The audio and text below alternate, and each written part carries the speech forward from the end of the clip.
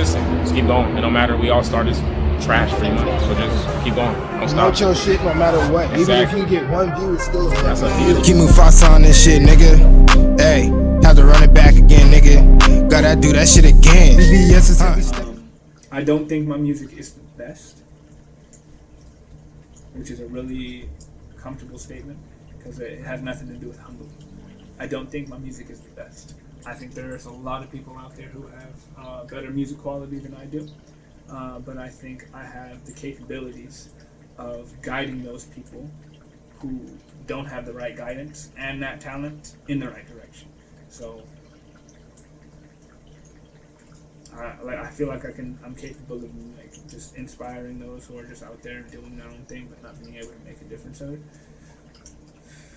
And I want to be that little ground. I want to be that foundation for people to go to. I would rather be a comfortable label that independent artists can go to and feel like they're going to be able to get their voice heard, rather than be one that invests themselves with the fame aspect of it and the money aspect of it, because to the industry it's what brings in more revenue.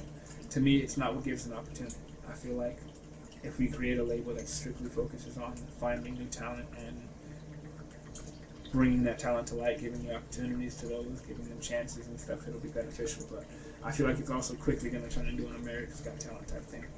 Like motherfuckers who just want to have the quick attention and be like, oh, see, I was on it. Yeah, but you were fucking around. But I was on it though, and shit like that. It's aspects of humanity that make it so difficult to try and achieve these things.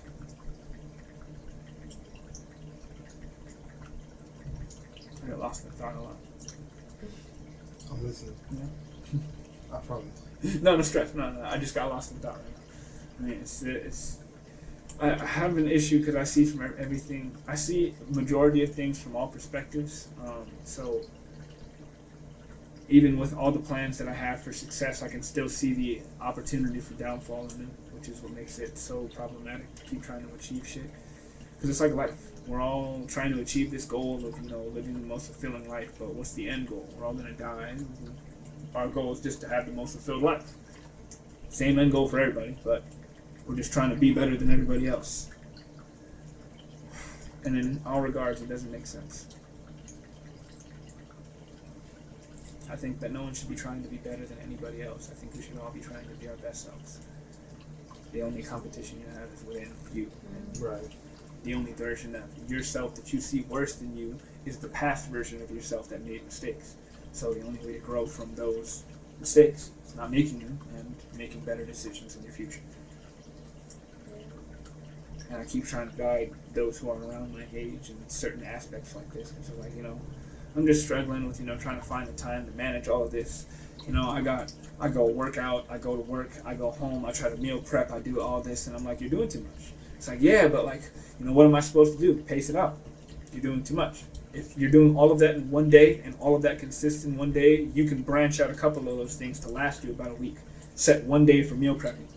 Still have some time to work out if you want to work out on a daily basis. Or make your meal prep day your one break day from working out, because you need a break day from that too. So just meal prep that day. And then meal prep for the whole week.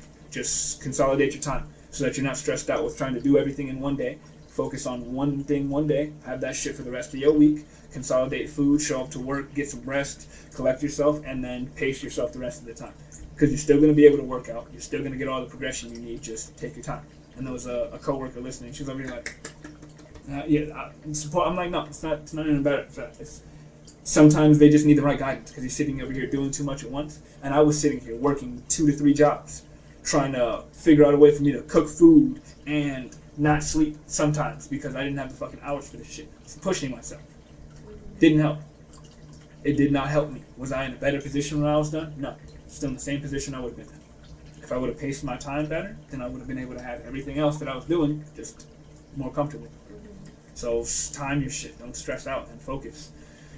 And you won't stress out about the amount of things that you have to throw on your plate, because over time, there's going to be more that you didn't ask for. Shit that just gets thrown on there because of family. Shit that gets thrown on there because of banks, IRS, random shit that you're not prepared for. And the last thing you're going to want to do is have your number one reaction be to overwhelm yourself with a whole bunch of extra shit and throw it on your plate. No. Balance it. Oh, another thing? Fuck. All right, well, I don't need to handle that right now. What I need to do is hold up, I got a schedule for this shit, so I'll put you to the side and I'll figure this out in a second. That's how you need to handle everything. And motherfuckers will be so quick to be like, oh, it's fucking up my rotation. I need to do this right now. No. If you look at it right now and stare at it for 10 seconds, is it going to move? Is it going to change? Is anything going to happen? So imagine this. If you didn't stare at it for 10 seconds, is it going to move? Is it going to change? No, then don't focus on it. Nothing's going to fucking happen. Change your outcome rather than changing the current situation. The outcome is what? This could potentially make everything drastic. How can you change your current situation to fix that? It's stuff like that kind of puts me in a position where I'm like struggling, because me seeing from all perspectives makes me like get up like, oh, I can go and do this, and then every fucking problem that comes from that is now in my head. And I'm like, well, let me not start that. I'm just not. Well, it's like your impulsive self can be very beneficial, but that rational self can also hold you back too. And it's like they say that like people that think a lot or smart people tend to not take action. Mm-hmm. And there's a reason why dumb people are rich as fuck. Yeah. It's because smart people will worry about the risk. Dumb people will take it without thinking. And there's a little video I showed my brother. When you can find and tap into that side that you know is unhinged, you can take advantage of both your rational side and that all or nothing side. Because I had that shit too. There's times where I just bull ran into certain situations without thinking about it and fucking ended up all like crippled and shit walking out of here. And I'm just like, damn, well, let me go back and train or something. Like, let me get better than you. I haven't had those moments because I constantly get stopped by my my conscience. But what I do have is moments where my impulse will run. I'll be like, oh, hold up, don't do that.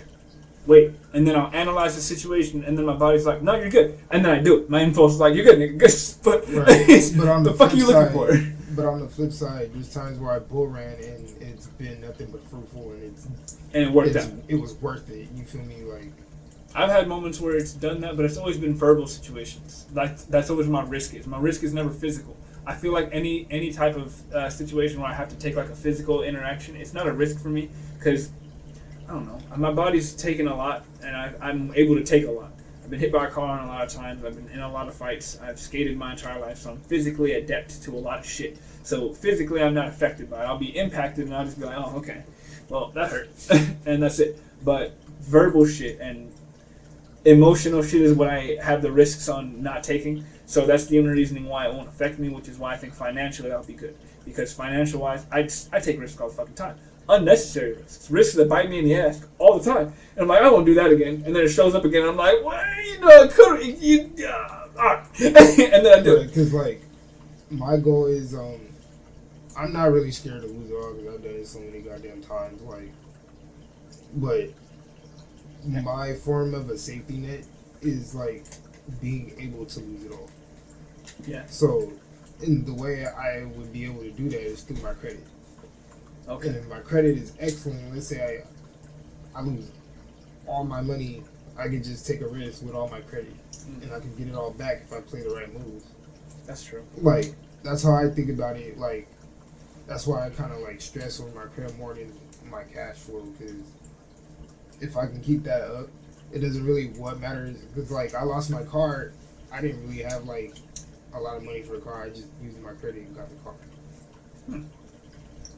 Yeah, I need to have established credit. So when I got kicked out, even though I didn't have a place, I'm just like, fuck it, I have my car. I need to have credit soon because I'm like the fact that I'm able to understand how credit works now. Because when I started working, I didn't understand credit. Yeah, like, I didn't know shit, but now I understand it, and I'm like, look, credit functions in a very simple way. It gives you a certain amount. We trust you with $6,000. Right. Meaning you can spend up to $6,000 in our cash. It's not yours, bitch. It's mine. Okay, you can spend $6,000 in my cash because I'm trusting you with that, and then you got to pay me that back, either in increments or the full payment, and that's how this works. I had a motherfucking customer come to work. He was like, I was approved for $16,000, and then I said that my credit increased $60. So does that mean like I got $60 that I don't got to pay back? It's like, fucking no. That means that you got you got $60 more that your credit is now valuable. So that $16,000 that you was allowed to spend, you now got $16,060.